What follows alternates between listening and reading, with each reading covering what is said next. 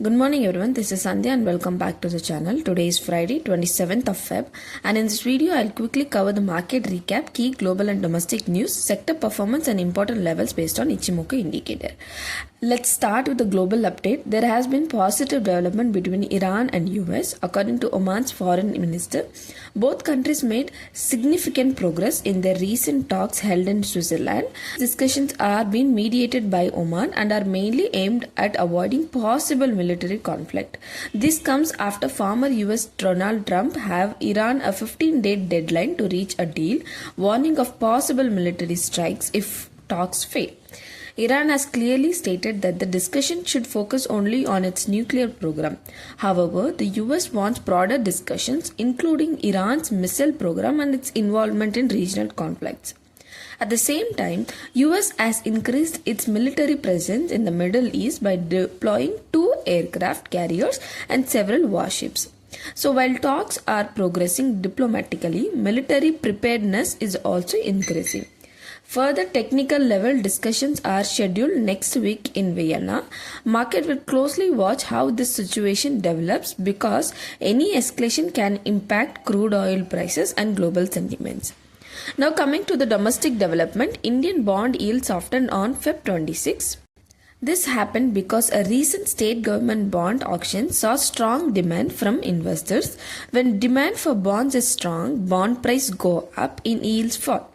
That's why we saw yields declining. The benchmark 10-year government bond yield fell slightly to 6.6684% from 6.6777% in the previous session. Strong participation from insurers, pension funds, corporates and possibly some support from the Reserve Bank of India helped mainly confidence in the bond market. Now the focus shifts to the upcoming 32,000 crore central government bond auction. The government is also planning a 25,000 crore debt switch auction on Monday. A debt switch helps the government manage repayments more smoothly by replacing near-term debt with the longer-term bonds. These auctions can influence liquidity and yield movement in March. Now let's understand what happened in the equity market. Nifty continued to consolidate on Thursday and closed 14 points higher after a volatile trading session. The index opened strong but could not sustain the early gains and slipped from the highs. However, buying interest at lower levels helped it recover before closing. On the daily chart, a small negative candle with a lower shadow was formed. This pattern usually indicates that although sellers tried to push prices down, buyers stepped in at a lower levels. It shows cautious but supportive sentiment.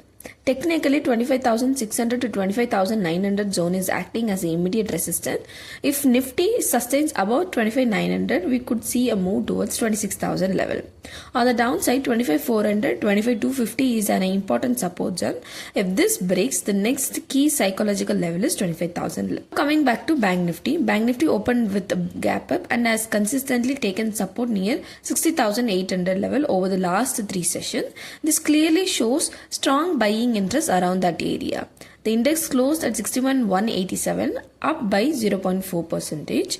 On the chart, we are seeing a small bodied candle with the longer shadows.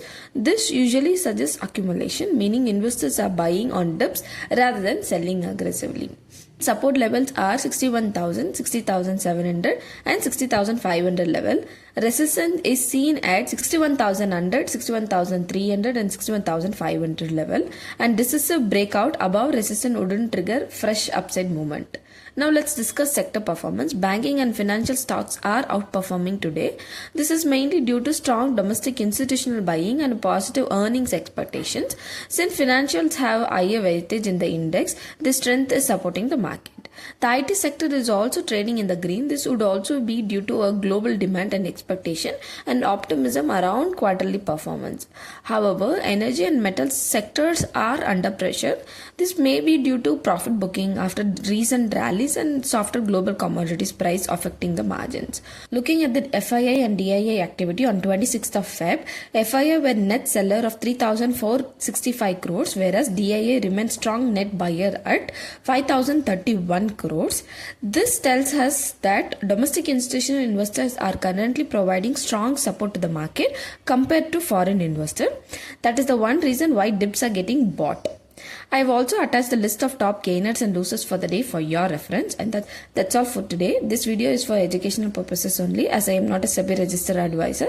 Please do not make any decision based on this content. If you found this video useful, do subscribe to the channel and leave a comment, and I'll see you in the next video. Bye.